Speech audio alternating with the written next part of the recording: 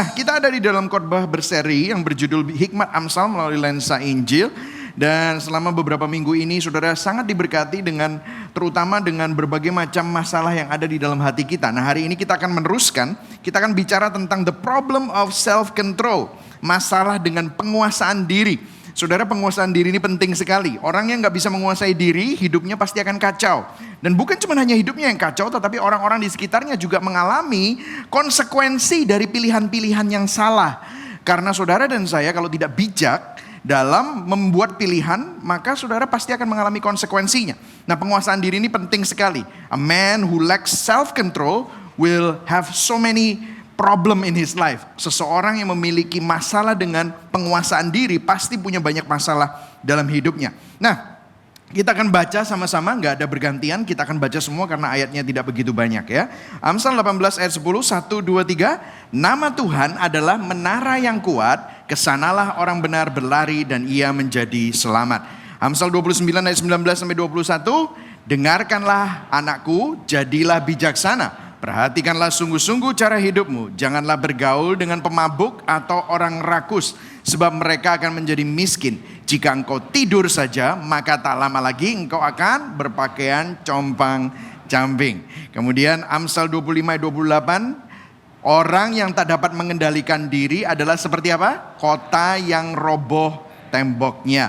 Kemudian Titus 2 ayat 11 sampai 14. Karena kasih karunia Allah yang menyelamatkan semua manusia sudah nyata, Ia mendidik kita supaya kita meninggalkan kefasikan dan keinginan-keinginan duniawi, dan supaya kita hidup bijaksana, adil dan beribadah dalam dunia sekarang ini, dengan menantikan penggenapan pengharapan yang penuh bahagia dan pernyataan kemuliaan Allah yang maha besar dan juru selamat kita, Yesus Kristus, yang telah menyerahkan dirinya bagi kita untuk membebaskan kita dari segala kejahatan dan untuk menguduskan bagi dirinya suatu umat kepunyaannya sendiri yang rajin berbuat baik. Berbahagialah orang yang mendengar firman Tuhan, memelihara dan melakukan dalam hidupnya. Nah, saudara, self-control ini masalah besar karena dunia membombardir kita dengan kata-kata YOLO. You only live once, ya kan saudara ya. Jadi anak-anak muda, saudara dan saya, saudara, di mana-mana dikumandangkan itu ya, di mana-mana ya. Kita kecil cuman sekali, kita muda cuman sekali, kita tua cuman sekali, maka hiduplah untuk kini. Bagi saudara yang tahu lagunya, saudara tahu ya, saudara ya. Nah, ini adalah simbol dari semboyan dari orang-orang liberal. Kenapa? You only live once, enjoy life. Nah, masalahnya waktu saudara enjoy life, kalau saudara keterusan dan tidak punya self-control, maka saudara akan jatuh dalam kecanduan-kecanduan yang tidak sehat.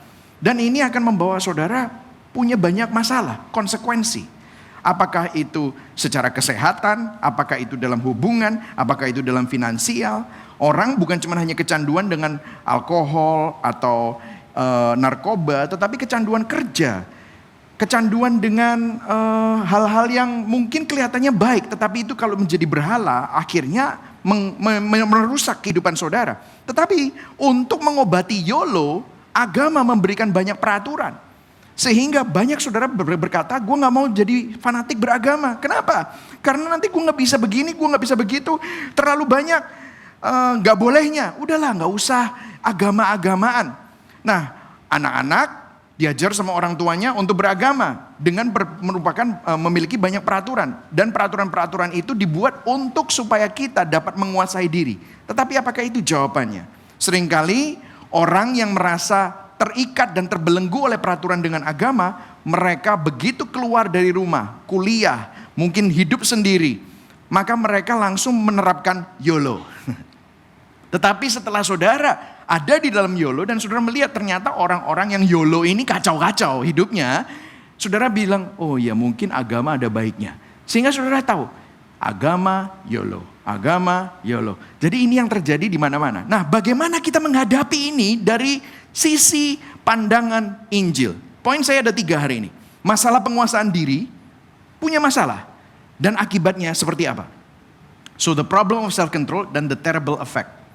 Prinsip melakukan penguasaan diri itu seperti apa menurut kitab Amsal? Dan apakah kita bisa melakukannya? Dari sinilah kita masuk yang ketiga. Penguasaan diri yang dimotivasi oleh Injil. Nah, kita masuk yang pertama. Are you ready? Yes, saudara ya. Yang ready katakan yes. Yes, oke. Nah, saudara kita lihat di Amsal 23 ayat 19-21. By the way, ini bahasa Indonesia yang mudah dibaca ya, BIMK. Nah, dikatakan begini, jadilah bijaksana, perhatikan sungguh-sungguh caramu hidup. Jangan bergaul dengan pemabuk dan orang rakus. Ini gak usah senggol-senggol ya saudara. Sebab mereka menjadi miskin, akan menjadi miskin. Terus dikatakan begini, jika engkau tidur saja, maka tak lama lagi engkau akan berpakaian compang-camping. Nah ini menarik ya saudara ya, karena di sini tidak dibilang bahwa saudara nggak boleh minum alkohol, saudara nggak boleh makan yang enak, tetapi pemabuk dan orang rakus. Jadi ternyata ini adalah minum alkohol yang out of control, nggak ada self control. Makan di Alkitab nggak ada loh dibilang nggak boleh makan gaji, nggak boleh makan jeroan, nggak boleh makan manis, nggak ada.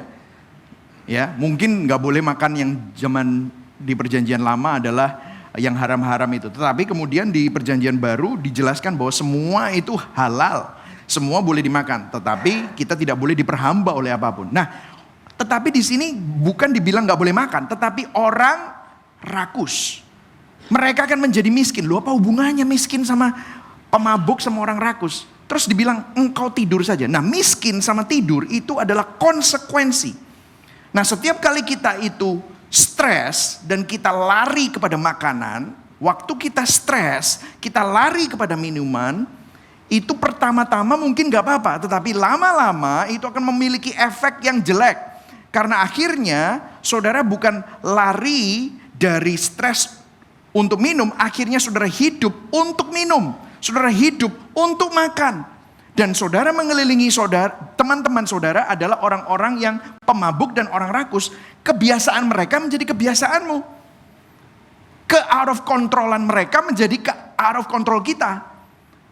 Masalah penguasaan diri mereka menjadi masalah kita. Dan kita akhirnya memiliki hidup yang seperti itu. Jadi kesimpulannya, kitab Amsal menggambarkan kehidupan kita akan kehilangan kemampuan untuk membedakan apa yang penting dan yang tidak penting. Jika kita gagal untuk memiliki pengendalian diri atas hawa nafsu, appetite. Karena awalnya mungkin innocently saudara coba, tetapi kemudian itu menjadi hawa nafsu, appetite yang saudara tidak bisa stop. Dan itu menjadi kebiasaan dan akhirnya saudara out of control. Ini yang terjadi.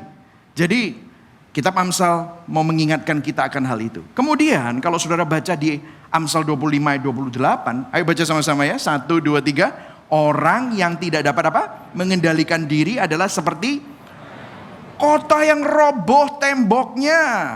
Nah, kalau kita bicara tentang mengendalikan diri, kata-kata diri di sini ini bukan bicara tentang emosi, bukan bicara tentang hanya sekedar behavior, tetapi ini bicara tentang keinginan, hasrat hati, nafsu. When you cannot control that, when you cannot, saudara tidak bisa mengendalikan, itu seperti kota yang temboknya roboh. Nah saudara, ini gambaran yang sangat sangat jelas dikatakan oleh kitab Amsal. Mengapa Amsal memakai metafora tembok kota?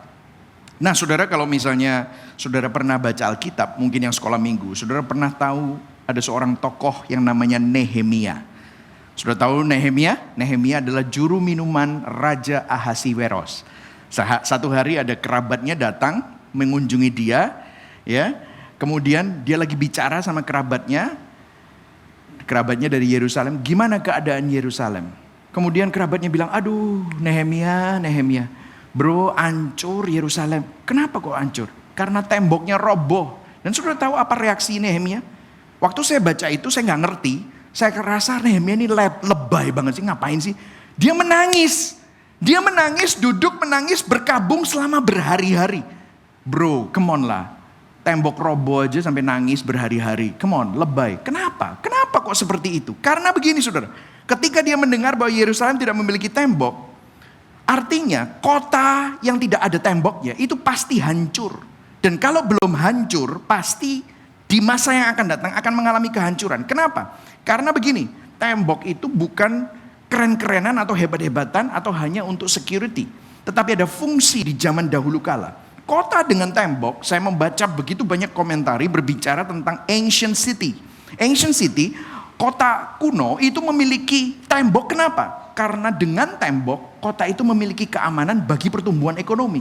Karena kalau nggak ada tembok, penyamun, perampok, tentara dari negara lain itu bisa datang untuk menjarah semua kekayaan dari kota tersebut. Kalau ada panen, panennya nggak bisa disimpan. Gudangnya pasti akan dibobol. Kenapa? Nggak ada temboknya. Tetapi kalau ada temboknya, ada suatu peradaban yang dilindungi. Yang kedua, kota yang memiliki tembok memiliki sistem keadilan yang tertata. Artinya di dalam kota itu ada pasar, ada mata uang, ada gudang, saudara bisa stok, ada jual beli. Dan kalau saudara dicurangi, ditipu, ada kriminalitas, saudara bisa lapor sama pemimpin kota. Dan biasanya kota itu juga punya polisi, ada keamanannya. Jadi memiliki sistem keadilan yang tertata, memiliki keamanan bagi pertumbuhan ekonomi. Hidupnya orang-orang yang ada di dalam kota dengan tembok itu tertata. Kemudian of course kota ini memiliki perlindungan bagi warganya. Nah, bayangkan waktu saudara dan saya punya hidup yang tidak bisa mengendalikan diri, itu seperti tembok roboh. Keinginan saudara tidak terkendali akan menjadi nafsu yang tidak sehat dan mencandu, sehingga akan mengabaikan hal-hal penting dalam kehidupan dan membuat hidup saudara dan saya berantakan. Minum anggur, makan, berpesta, boleh nggak? Of course boleh. Tetapi jika itu menjadi cara utama kita untuk menghadapi kehidupan, maka keinginan itu menjadi nafsu yang tidak bisa dikendalikan dan tidak proporsional. Akibatnya apa? Jadi candu. Dan kalau saudara sampai pada tahap itu, maka kita akan mengabaikan hal-hal yang penting dalam kehidupan. Hidup saudara dan saya akan berantakan.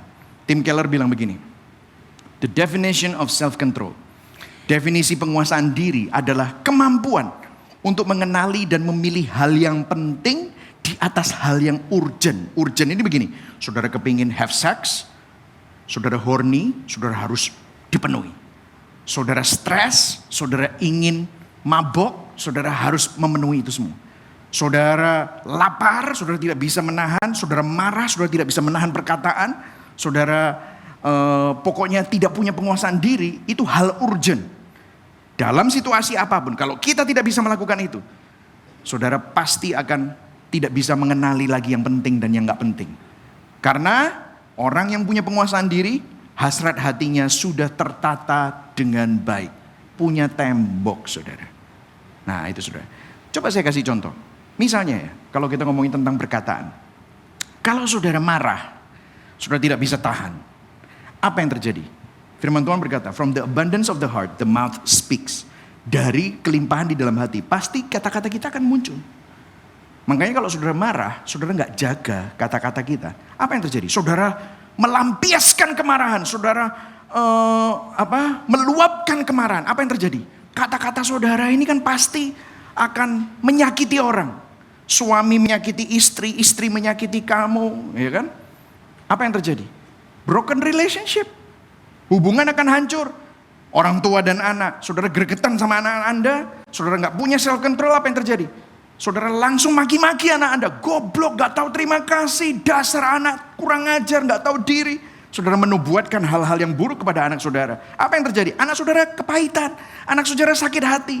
Apa yang terjadi? Karena saudara tidak punya self control di dalam perkataan, di dalam hati dan amarah saudara, akhirnya apa yang terjadi? Toxic relationship. Saudara pernah ketemu sama toxic relationship? Ada yang sadar, habis marah, sadar, aduh Tuhan ampuni. Terus habis itu dia minta maaf. Yang dimintain maaf masih sebel. Enak ngomong. Loh aku ini loh minta maaf. Minta maaf kok kayak gitu ya? Aku ini sudah minta maaf. Yes, memang paling gampang tau minta maaf. Loh aku mau suruh apa lagi? Gitu.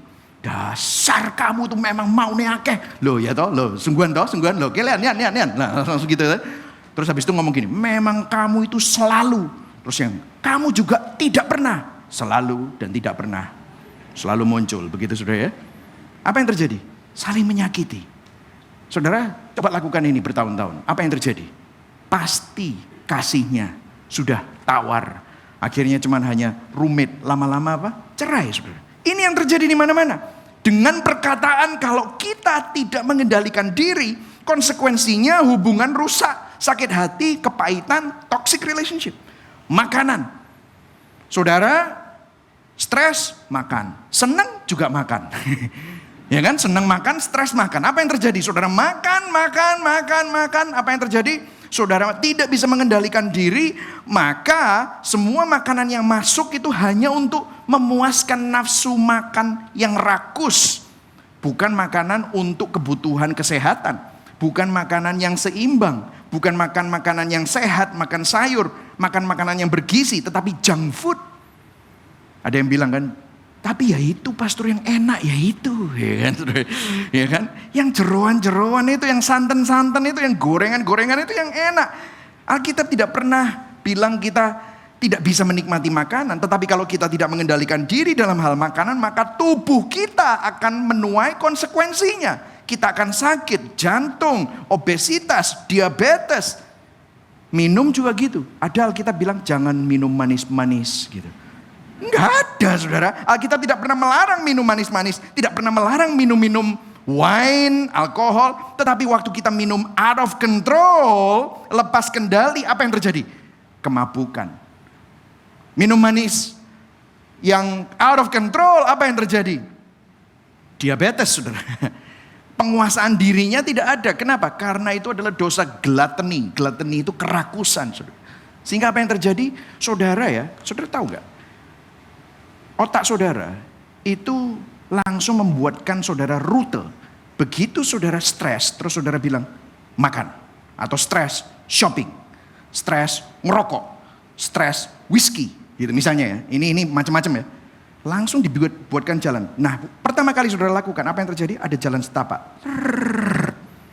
Oh Michael stres, dia mau minum whisky. Kedua kali, kan gini-gini. Lebih simple. Seret. Ketiga kali, whisky mana? Sudah tidak gini lagi. Seret. Sungguhan, ini benar ini sudah. Tapi masih jalan setapak. Whisky lagi. Apa yang terjadi? Di aspal jalannya. Seret.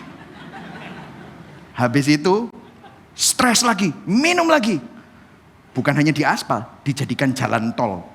Semua yang macam-macam yang lainnya sudah dilewati aja, langsung whisky. Dan saudara tahu otak kita mempunyai yang namanya toleransi. Apa yang terjadi? Whisky 1 gelas tidak cukup, harus 2 gelas. Rokok 1 pak tidak cukup, harus 2 pak. Sudah lihat, makanan 1 piring nggak cukup, harus 2 piring. Jeroan model ini nggak cukup, harus jeroan yang lain. Sehingga apa yang terjadi? Manusia tidak pernah puas. Sehingga akhirnya dia akan terus menjadi budak. Seksualitas juga begitu. Kalau kita tidak mengendalikan diri akan hawa nafsu kita, dorongan seksual kita, dan kita selalu melampiaskan hawa nafsu kita, dan kita tidak bisa harus memuaskan bahasa sekarang kohornian kita. Apa yang terjadi?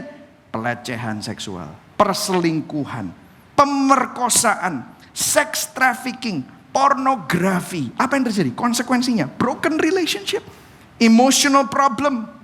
Ada korban-korban dari pelecehan seksual dan pemerkosaan, rumah tangga retak, hubungan suami istri yang rusak dan tidak sehat. You see this? Semua yang tidak terkendali dalam hidup kita adalah masalah penguasaan diri. Shopping, sama saudara. Sama aja. Everything is the same. Nah kalau saudara perhatikan tadi Amsal 18 ayat 10-11. Ada 3 kata yang saya mau highlight. Menara, kota yang kuat, dan tembok. Kenapa kok kitab Amsal memakai nama-nama itu? Menara, tembok, objek itu. Itu adalah simbol keamanan dan keselamatan. Nah apa hubungannya penguasaan diri dengan simbol keamanan dan keselamatan ini? Nah saudara, minggu lalu kita baca di ayat ini, ayat 11. Kota yang kuat bagi orang kaya ialah hartanya. Dan seperti tembok yang tinggi menurut anggapannya. Nah bagi orang kaya, artinya hartanya menjadi signifikansi keamanan dan keselamatan. Itu bagi orang kaya. Makanya ada orang juga nggak punya self control di dalam uang, kerja. Nah bagi orang ada yang tidak punya self control dalam uang dan kerja. Tetapi bukan cuma hanya uang dan kerja. Cintanya terhadap makanan, cintanya sama anak-anak. Saudara tahu, saudara bisa loh kecanduan sama anak-anak saudara. Makanya Yesus kan pernah bilang, kalau kamu tidak membenci ayahmu, ibumu, anakmu, saudaramu laki-laki dan saudara perempuan, kamu gak bisa jadi muridku. Wih, jahat banget ya. Maksudnya gini, kalau kamu tidak punya proporsi yang benar dan kamu menaruh penataan ulang dalam hatimu itu secara alkitabiah, kamu akan merusak hidupmu. Itu yang dimaksudkan Yesus. Jadi menara dan tembok ini adalah simbol keamanan dan keselamatan. Ada orang yang menjadikan pernikahannya, keluarganya, tempat keamanan, cintanya, dan ada bahaya besar. Kenapa kok ada bahaya besar? Begini saudara, apapun yang kita gunakan sebagai menara dan tembok kita, sebagai sumber keamanan dan keselamatan dalam hidup kita, selain Tuhan, katakan sama-sama, selain Tuhan, selain Tuhan, selain Tuhan, apapun itu. Bisa hal yang narkoba, bisa hal yang alkohol. Mungkin makanya saudara bilang, ya tapi kan saya gak minum alkohol pastor. Saya kan gak narkoba. Saya bahkan gak ngerokok. Wah itu gak mau, gak ada saya. Tapi saudara tetap punya problem self control. Karena apa? Kalau sumber keamananmu, sumber keselamatanmu ada di tempat lain selain Tuhan, kita akan kecanduan. Karena apapun itu mempunyai pola yang adiktif seperti candu. Addiction. Makanya saya bilang, mungkin saudara bilang, itu kan alkohol, narkoba, judi lah, kemarahannya, ya bolehlah. Tetapi gini, ada candu-candu yang lain. Ada masalah self control di dalam hal yang lain. Berapa banyak candu-candu hal-hal itu yang tidak terlihat sepertinya berbahaya. Coba, ada banyak orang tidak bisa mengatur waktu. Cara mengatur waktu tidak terkendali. Berkomitmen tidak terkendali. Janji, tebar janji tidak terkendali. Sering tidak menepati janji tetapi sering janji. Pernah saudara ketemu sama orang gitu?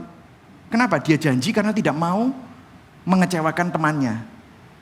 Dia menyembah berhala penerimaan. Shopping, belanja tidak terkendali. Takut, tidak terkendali. Khawatir. Kenapa kok khawatir? Pasti ada sebabnya. Perfeksionisme. Saya orangnya perfeksionis. Ada yang bilang, waktu ada yang bilang masuk ke Gibeon ini, iki gembalane perfeksionis iki. Wah gitu kan. Kok iso tahu? Iya, kabeh dipikiri. Iya, saya perfeksionis. Makanya gampang senewen. Makanya bener. Nah ini berhala. Dan ini apa yang terjadi? Kalau itu out of control, apa yang terjadi? Saya menyakiti orang di sekeliling saya. Demi apa? Demi standar saya. Saudara tahu? Ini sama juga addiction. So problem self control bukan hanya di dalam alkohol, seks, makanan. Bukan, dalam hal-hal yang lain. Begitu banyak. Dan saudara tahu ada seseorang yang namanya Cornelius Plantinga. Namanya Neil Plantinga, dia menulis buku The Tragedy of Addiction. Dia bilang, problemnya addiction itu bukan cuma hanya dalam hal-hal drugs, bukan. Tetapi dalam segala hal. Dan awalnya selalu begini, semua kecanduan dimulai ketika kita menggunakan sesuatu. Apapun itu, bahkan bisa keluarga, bahkan bisa anakmu. Yang kita yakini akan menghilangkan stres. Tapi kemudian ternyata kecanduan itu menciptakan stres yang lain. Dan akhirnya sang pecandu menjadi lebih parah ketika mereka mencoba menyembuhkan rasa stres atau sakit tambahan yang gara-gara candunya itu. Mereka berusaha menyembuhkan dengan hal yang menyebabkan awal permasalahannya. Saya pernah ketemu gini saudara, saya kasih contoh. Ada masalah nih, suami istri berantem, pokoknya mau keluarganya kacau balau. Sampai akhirnya kita sadari, ini suaminya ini workaholic. Suaminya ini semua diukur tentang uang. Istrinya merasa aku ini diregoi duit gitu. Anaknya juga, papa gak pernah present. Semuanya diukur oleh uang. Kenapa kok seperti itu? Sampai akhirnya kita temukan bahwa begini.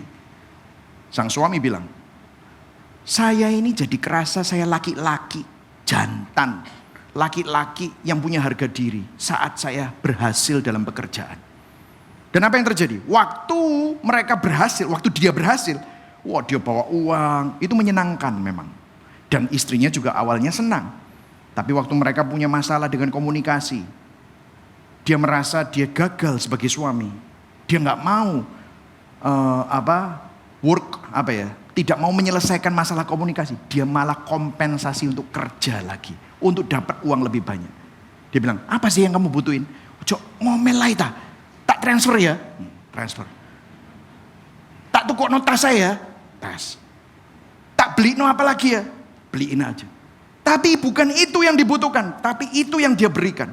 Dan dia menunjukkan lagi, dia kompensasi apa lagi? Dia punya masalah dengan anaknya semakin besar. Udahlah kamu tuh ngerepoti papa, aduh, tak beliin mobil ya?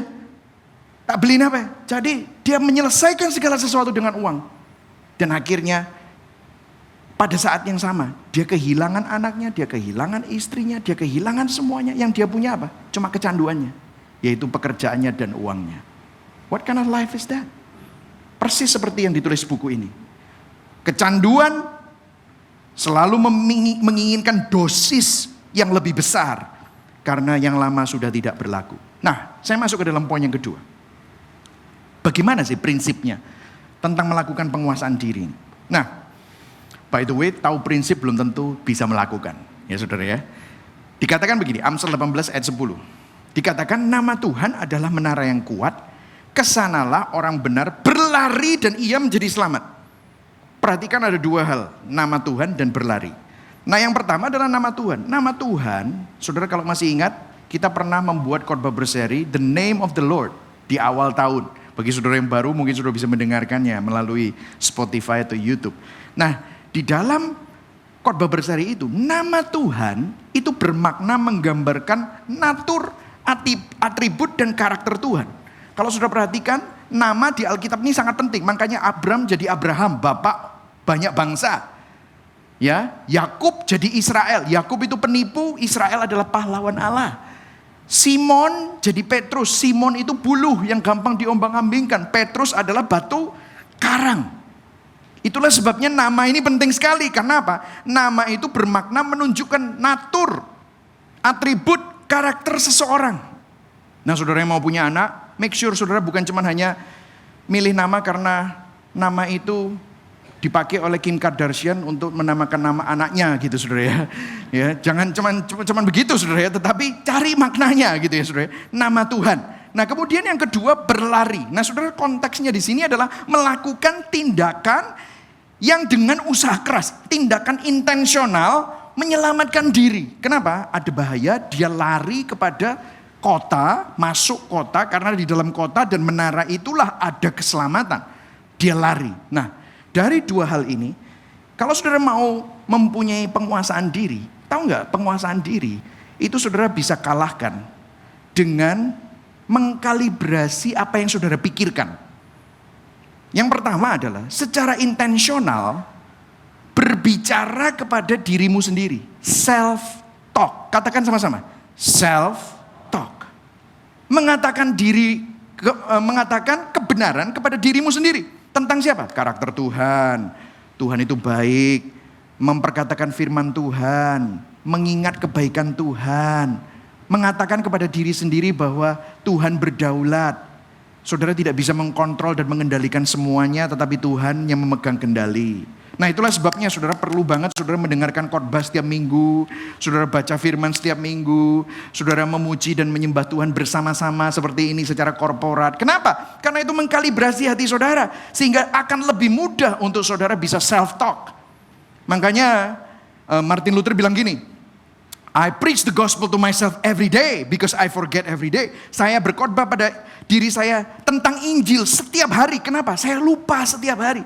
Pencetus reformasi bilang begitu, apalagi kita.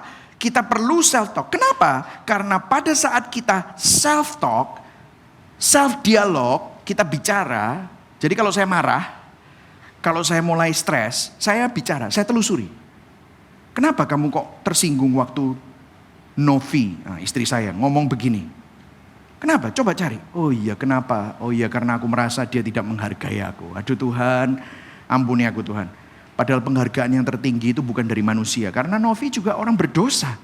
Dia pasti bisa baik satu hari tapi bisa gagal. Tuhan ampuni aku Tuhan, hanya Engkau yang sempurna. Penerimaanmu itu baik buat aku. Penerimaanmu itu luar biasa karena Engkau mati di atas kayu salib buat. Saudara lihat apa yang terjadi? Saya self talk, tiba-tiba emosi saya. Pertamanya bonceng gitu misalnya. Oh mentol tak kuampleng gitu. Kan saudara gitu. Masa cuma saya saja yang mikir gitu? Ini pendeta bisa begitu ya saudara ya. Saya yakin saudara juga, cuma gak mau ngaku aja kan gitu ya. Ya. Tapi kan tiba-tiba udah buat gitu. Waktu saya self talk, tiba-tiba kayak dikempesi. Set. Oh iya Tuhan, ampuni. Waktu makan, kamu tahu gak tadi? Aku tuh mangkel sama kamu. Oh ya? Kenapa? Soalnya waktu kamu ngomong gini nih, aku tahu kamu gak maksud. Tapi tiba-tiba bisa mendidih. Ternyata ini problem. Out of control. Tetapi puji Tuhan, firman Tuhan membuat itu terkendali lagi. Nah saudara lihat, self-talk. Katakan sama-sama, self-talk. Kenapa? Membangun iman, mengingatkan bahwa konteks kehidupan itu bukan kata-kata istrimu, kata-kata temanmu, kata-kata mertuamu, atau apa kata orang. No. Konteks kehidupan kita adalah dalam kebaikan Tuhan, kedaulatan Tuhan, dan firman Tuhan. Yang setuju katakan amin. Sudah mulai melihat ini ya. Nah yang kedua, nama Tuhan itu juga menunjukkan apa? Tuhan adalah pribadi. Berelasi dengan kasih. Love relationship with God. Jadi berlari kepada nama Tuhan. Artinya secara intensional arahkan hatimu atau jiwamu untuk menemukan cinta yang lebih tinggi. Cinta yang nilainya lebih tinggi. Apa maksudnya? Saya pernah memberikan contoh ini. Saudara kalau nggak pernah minum kopi yang enak, maka saudara akan happy dengan kopi instan atau kopi sachet. Sampai saudara merasakan kopi yang enak dan saudara bilang, gila aku kok gak pernah ngerasain ya kopi ini. Dan begitu saudara kembali kepada kopi instan dan sachet, loh kok gak enak ya saudara. Betul saudara? Kenapa? Karena sekarang saudara menemukan cinta yang nilainya lebih tinggi. Jonathan Edwards bilang begini, manusia tidak pernah melakukan sesuatu yang dia tidak mau lakukan. Tindakan kita mengungkapkan apa yang ada di dalam hati kita. Jadi ternyata hati kita ini selalu kepingin sesuatu dan kita selalu mengikutinya. Dan tindakan kita mengungkapkan apa yang ada di dalam hati kita. Ada orang yang semuanya dilihat secara uang materi, ya itu karena hatinya cinta sama hal itu. Ada yang bilang sama saya, enggak mungkin Pak. Saya kadang-kadang sering melakukan hal yang saya tidak mau lakukan. Contoh, saya ini kardio, saya nggak suka kardio Pak. Tapi loh iya kamu nggak suka kardio, tetapi kamu kepingin supaya kamu sehat, makanya kamu kardio. Oh iya ya. Saya nggak suka cuci piring Mbak, makanya tetap saya lakukan. Iya, aku tahu kamu nggak suka cuci piring, tapi kamu tetap melakukan. Kenapa? Karena kalau kamu nggak cuci piring, bojomu ngomel. Ya toh? Kamu kepingin keep the peace, udahlah. Ojo ngomel, tak laku no, paling 5 menit. Kotor kabeh ya sudah sebentar. Tapi sudah melakukan itu kenapa? Ternyata hatimu menginginkan sesuatu yang lain. Ada orang yang bilang, aku enggak mau melakukan sesuatu. Aku pas ditodong. Nah ini contohnya, Jonathan Edwards pernah bilang begini. Jonathan Edwards di bukunya, dia pernah bilang bahwa ada seseorang yang ditodong, dirampok. Terus dia bilang, aku memberikan dompet saya. Tetapi saya memberikan dompet itu, kan aku enggak mau melakukannya. Tetapi Jonathan Edwards bilang gini, iya, sorry, memang betul. Kamu gak mau memberikan dompetmu, tetapi kamu juga ingin hidup. Kamu lebih ingin hidup dibandingkan kamu ingin kehilangan dompet. Atau mempertahankan dompet. Ya sudah, akhirnya kamu kasih, karena apa? Kamu ingin hidup. Jadi sebenarnya kita ini selalu melakukan apa yang ingin kita lakukan. Dan kalau ditelusuri, itu yang menunjukkan our love. Cinta kita itu apa? Agustin de Hippo dia bilang gini, kunci perubahan bukanlah kemauan keras untuk bertindak, tetapi apa yang dicinta di dalam hati. Apa yang kamu cintai dalam hati? Arahkan itu kepada sesuatu yang lebih tinggi. Karena kalau enggak, ini itu sebenarnya kita baca sama-sama. 1, 2, 3, secara intensional arahkan hatimu dan jiwamu untuk menemukan cinta yang nilainya lebih tinggi. Nah saya ada satu ilustrasi saudara. Ada sebuah contoh di Kejadian 29. Kejadian 29 itu kisahnya Yakub sama Rahel. Yakub bekerja 7 tahun untuk pamannya Laban untuk mendapatkan Rahel yang cantik. Pujaan hatinya. Yakub harus kerja 7 tahun untuk dapat Rahel. Coba bayangkan. 7 tahun. Kira-kira kalau saudara. Tahun pertama sih semangat. Tahun kedua. Maaf loh ini. Kok lemuan ya? Kok gak secantik dulu ya gitu. Oh tapi enggak lah itu. Tapi habis itu yang ketiga. Loh kok jerawatan ya? Saudara mulai melihat. Waduh. Nah saudara lihat ya. Tapi wah ini luar biasa ya. Kalau saudara lihat ini di Kejadian 29 ayat 20 dikatakan begini. Jadi bekerjalah Yakub 7 tahun lamanya untuk mendapatkan Rahel itu. Tetapi yang 7 tahun itu dianggapnya seperti apa saudara? Wah, kita ternyata sinetron ada ya saudara. Di kejadiannya saudara. Karena apa saudara? Karena apa? Cinta. Wih. Saya masih ingat waktu saya ngejar Novi. Aku nanti pulang jam 7 malam dari kerja. Padahal saya kelas jam 7. Gampang, sip. Tak jemput deh. Loh kamu bukannya ada kelas? Gak ada kelas hari ini. Bolos lah bro gitu saudara. Gampang gitu. Aku butuh ini. Gampang. Tak cari no box nanti. Wah, padahal gak tahu box beli di mana. Yang penting gampang. Segala sesuatu dikerjakan. Berat enggak? Nah, padahal muatengkan wapo dikira. Enggak bisa, enggak perlu tahu orang lain, enggak perlu. Saya enggak mau ada orang laki lain, hanya saya saja yang bawa. Betul saudara? Penguasaan diri yang luar biasa, kok bisa seperti itu? Karena apa? Cinta. Cinta. You would do anything, enggak peduli pagi, jam 5, jam 7, setengah 11 malam. Ngoncoi operasi, waduh saya masih ingat saya sampai off kerja, nganterin dia segala macam, nggak apa-apa, rela melakukannya tanpa pamrih, bener tak tanpa pamrih? Oh ya supaya dapat dia, gitu. Ya saudara ya. Nah, ini menunjukkan bahwa ternyata cinta kita ini loh yang mendorong kita temukan cinta yang lebih tinggi. Nah masalahnya begini saudara, cinta ini masih tetap cinta yang pamrih. Kalau saya berhenti khotbah di sini ya. Sudah beres, mari sama-sama kita berdoa. Ini sudah selesai sebenarnya. Tetapi apakah kita bisa? Inilah kembali kepada agama. Karena cinta yang lebih tinggi pun pasti ada batasnya. Apakah kita mampu? Buktinya Yakub mau Rahel, dia marah waktu dapat Lea, dapat Rahel, tapi akhirnya Rahel pun itu mati. Saudara lihat? Sehingga dia mengasihi Yusuf. Berlebihan. Saudara melihat? Manusia itu mempunyai cinta, tapi cintanya tetap fana dan selalu membawa kepada kecanduan yang lain. Ada orang yang suka party, saya pernah ini kenal, ada seseorang yang suka party waktu muda, perempuan by the way. Habis itu tiba-tiba dia berhenti party, ngomong sama teman saya, ada yang ngomong sama saya, itu loh, bertobat, gak pakai Tuhan-Tuhanan loh. Dia sekarang jadi ibu rumah tangga, dia jadi sama keluarga. Tapi apa yang terjadi gak lama kemudian keluarganya misalnya berantakan, kok bisa ya? Loh katanya bertobat.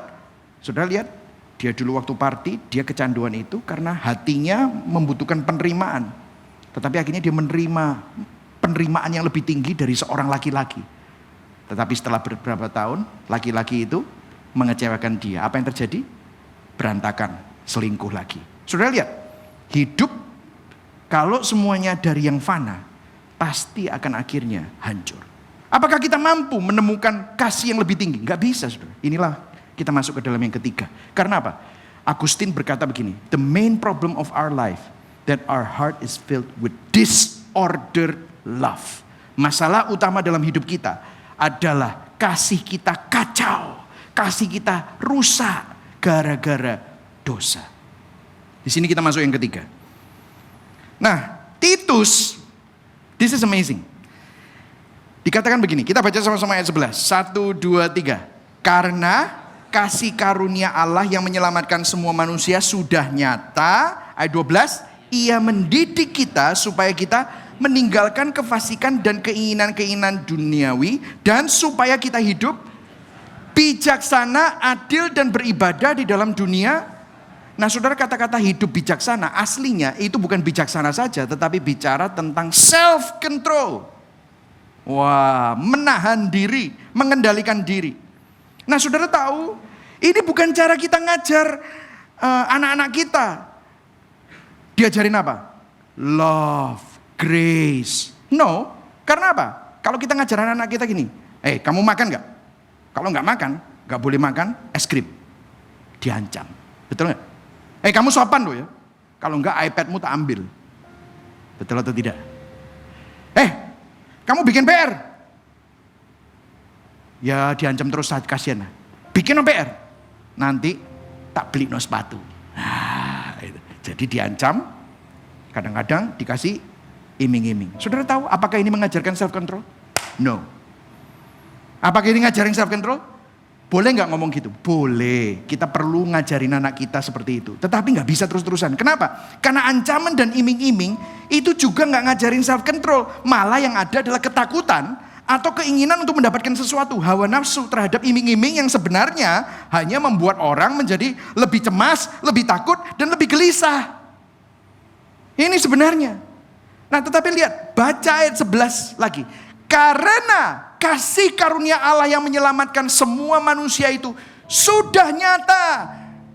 Kasih karunia itulah yang akan mendidik kita supaya kita meninggalkan segala kefasikan dan keinginan-keinginan duniawi. Dan kamu akan punya, supaya kita hidup bijaksana, hidup punya self control. Kasih karunia Allah yang menyelamatkan semua manusia itu siapa? Namanya Yesus Kristus. Namanya Kristus. Dia yang sudah lebih dulu menunjukkan dirinya. Nah kalau saudara lihat Titus 3 ayat 4-5, dia juga bilang begini. Pasal berikutnya. Ketika nyata kemurahan Allah, juru selamat kita dan kasihnya kepada manusia. Pada waktu itu dia telah menyelamatkan kita. Bukan karena kita baik, bukan karena perbuatan baik yang telah kita lakukan, tetapi karena rahmat-Nya. Now here's the gospel.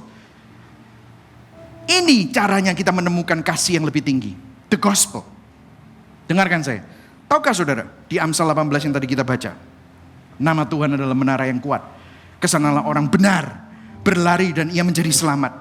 Amsal 8 ini memberikan kita petunjuk. Ini adalah nubuatan akan apa yang akan terjadi di perjanjian baru. Orang benar berlari dan menjadi selamat. Tetapi pertanyaan terbesar adalah gini. Bagaimana ini bisa terjadi? Karena tidak ada orang benar. Bagaimana mungkin orang benar bisa berlari kepada nama Tuhan dan tidak hangus? Karena kita semua orang berdosa. Gak ada orang benar. Karena orang benar itu cuma hanya satu, namanya Yesus. Saudara dan saya gak bisa. Buktinya apa? Musa pernah ngomong sama Tuhan. Tuhan, aku kepingin tahu kemuliaan-Mu. Tuhan bilang gak bisa. Gak bisa kamu tahu kemuliaanku. Paling pol ya. Ini terjemahan saya sendiri ya. Tak kasih bayangan, habis itu tak tunjukkan kemuliaanku. Tak tulis namaku di atas loh batu. YHWH. Apa yang mau disampaikan oleh Alkitab di perjanjian lama? Bahwa nama Tuhan yang dilimpahkan melalui loh batu itu adalah lambang dari hadirat Tuhan. Lambang dari kemuliaan Tuhan. Karena kalau terlalu dekat, Musa terlalu dekat, mati. Bangsa Israel terlalu dekat pada Gunung Sinai, mati. Gak bisa. Nah saudara, di sini dikatakan nama Tuhan itu menara yang kuat. Orang benar berlari kepada kota dan ia menjadi selamat. Nah saudara dengarkan saya. Kota, dalam kota menggambarkan tempat di mana ada keamanan dan keselamatan. Dan saudara tahu, di luar kota itu cuma ada penjahat dan kriminal yang dihukum di luar kota. Saudara tahu, disinilah Injil bukan tentang apa yang kita lakukan, tetapi apa yang Yesus lakukan dan selesaikan. Yesus melakukan apa yang saudara dan saya tidak bisa lakukan. Dia lakukan untuk saudara. Apa yang Yesus lakukan? Dengarkan saya. Yesus dibuang di luar kota, di bukit Golgota, supaya saudara dan saya bisa lari masuk ke dalam kota. Kepada kota Sionnya Tuhan. Supaya saudara dan saya dapat diselamatkan. Yesus disalib, menderita, di luar kota, jauh daripada Tuhan, supaya saudara dan saya bisa aman masuk ke dalam hadirat Tuhan untuk diselamatkan. Yesus dicampakkan melalui Via Dolorosa untuk mati di luar kota, supaya kita bisa menerima kehidupan di dalam kotanya Tuhan. Yesus terpisah dari Bapa, disalib di luar kota, di Bukit Golgota, tempat tengkorak, supaya saudara dan saya bisa berlari dan disambut masuk ke dalam kota Tuhan. Masuk kemana? Ke pelukan Bapa, supaya saudara dan saya dapat diselamatkan. Waktu Yesus berteriak, Eloi, Eloi, lama sabachthani. Waktu Yesus berdoa di Taman Getsemani, kalau bisa cawan ini dapat terlewat daripadaku. Yesus melakukan karya penguasaan diri yang terbesar. Dia bilang, bukan kehendakku, namun kehendakmu. Waktu dia di atas kayu salib menderita, Bapa ampunilah mereka. Ada orang yang bilang, kalau kamu Tuhan, selamatkan dirimu. Bisa gak Yesus selamatkan diri? Bisa. Tapi dia tetap bertahan. Karena apa? Dia ingin menyelesaikan rancangan penebusan yang mulia, supaya saudara dan saya diselamatkan. Ibrani 12 berkata begini, Yesus mengabaikan kehinaan, tekun memikul salib, ganti sukacita yang disediakan bagi dia. Wow, Yesus itu mengabaikan kehinaan, tekun memikul salib, ganti sukacita yang disediakan bagi dia. Apa yang menjadi sukacitanya Yesus? Apa yang menjadi kegembiraannya? Apa yang disediakan Allah bagi Yesus? Dia disalib untuk apa, saudara? Untuk menyelamatkan saudara dan saya. Untuk menyelamatkan umatnya. Untuk menyelamatkan gerejanya. Untuk menyelamatkan saudara dan saya yang terhilang. Inilah Injil. Keindahan kasih yang tidak ternilai. Saudara masih ingat? Yakub kerja 7 tahun untuk dapetin apa? Rahel. Yakub kerja, menderita untuk dapetin Rahel. Dengarkan saya. Yesus adalah Yakub yang sempurna. Dia menderita. Dia disalib di Getsemani sampai berpeluh darah. Untuk dapetin siapa? Saudara dan saya, gerejanya adalah Rahelnya. Saudara dan saya adalah sukacitanya Tuhan. Kalau saudara mau punya self control, jadikan Yesus Rahel saudara. Jadikan Yesus kekasih saudara. Jadikan Yesus obsesi saudara. Karena dialah yang paling bernilai. Tiba-tiba alkohol jadi redup, kekayaan jadi redup, karena kemuliaan kasih karunia-Nya. Inilah Injil. Berikan tepuk tangan buat Tuhan Yesus. Amin saudara. Saudara diberkati hari ini. Mari sama-sama kita bangkit berdiri. Saudara masih tahu, pengen tahu implikasinya apa? Orang kalau punya cinta yang lebih tinggi, dia gak akan pusing dengan hal-hal yang lebih rendah. Dia gak akan cemas dengan hal-hal yang tidak bernilai dibandingkan kemuliaan Tuhan. Saudara tahu kalau saudara kerja, karena Injil, kita dapat menikmati hasil kerja, tetapi tidak kecanduan kerja atau hasilnya. Yang setuju katakan amin. Saya ulang ya. Karena Injil, karena saudara tahu apa yang paling berharga, saudara menemukan apa yang menjadi cinta yang lebih besar daripada apa yang dunia tawarkan. Kita dapat menikmati hasil kerja, karena itu berkat Tuhan. Tetapi tidak kecanduan terhadap kerjanya atau hasilnya. Karena Injil, kita dapat mensyukuri berkat Tuhan, tetapi tidak memberhalakan berkatnya. Amin saudara. Karena Injil, bukan lagi peraturan yang mengatur kita. Kita gak pakai agama. Tetapi kasih yang memotivasi hati kita. Hidup kita. Tadi di awal ayat Fotum berkata begini. Bukan kita yang mengasihi Allah, tetapi Allah yang lebih dulu mengasihi kita. Kalau kita bisa mengasihi, itu karena Allah sudah mengasihi kita. Karena Injil, Kita hidup dalam kemerdekaan. Loh, bisa menikmati, nggak boleh. Tetapi tidak menyalahgunakan kemerdekaan. Amin, saudara. Karena Injil, kita juga dimampukan untuk melakukan hal yang besar dan signifikan. Tetapi hal yang besar dan signifikan itu tidak menjadi signifikansi kita, sehingga kita nggak jadi besar kepala. Karena Injil, kita rela setia dalam hal yang kecil. Pelayanan, didik anak, nggak glamor, saudara. Setia, seakan insignifikan. Tetapi itu tidak membuat kita merasa kecil dan insignifikan. Karena signifikansi kita ada di dalam Kristus. Kebesaran kita, Kristus yang besar, saya yang kecil. Tetapi saya diangkat menjadi miliknya. Wow, what a great news of the gospel. Berikan tepuk tangan buat Tuhan Yesus. Mari sama-sama kita nyanyikan itu.